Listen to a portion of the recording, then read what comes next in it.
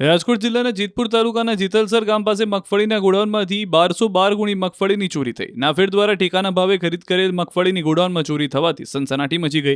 જેતપુર મેવાસા સહકારી મંડળી દ્વારા મગફળીની ખરીદી કરી જુદા જુદા ગોડાઉનમાં રખાઈ હતી।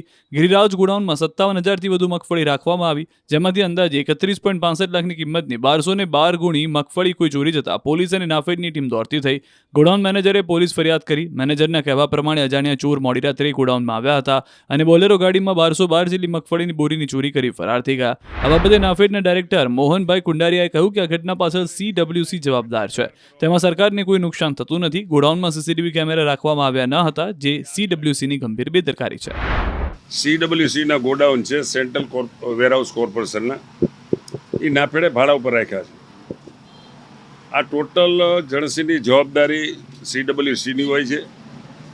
એના એ રીતના એગ્રીમેન્ટના કરાર કરવામાં આવે છે। બીજી તરફ કૃષિ મંત્રી રાઘવજી પટેલે કહ્યું કે ચોરી બાબતે સરકારને કોઈ નિસ્બત નથી। ખરીદી પૂર્ણ થયા બાદ એજન્સી અને નાફેડની જવાબદારી રહે છે।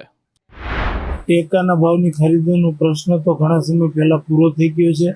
રાજ્ય સરકારની આમાં કોઈ જવાબદારી નથી। સરકારે તો ટેકાની ખરીદી વ્યવસ્થિત થાય એના માટેના આયોજનમાં સક્રિય ભાગીદારી લીધી હતી। હવે આ પ્રશ્ન ખરીદ કરનાર સંસ્થા અને નાફેડ કેન્દ્ર સરકારના વિષય હસ્તકનો। QR કોડ સ્કેન કરો અને ડાઉનલોડ કરો News 18 એપ। મેળવો ગુજરાત અને દેશ દુનિયાની પળે પળની અપડેટ્સ।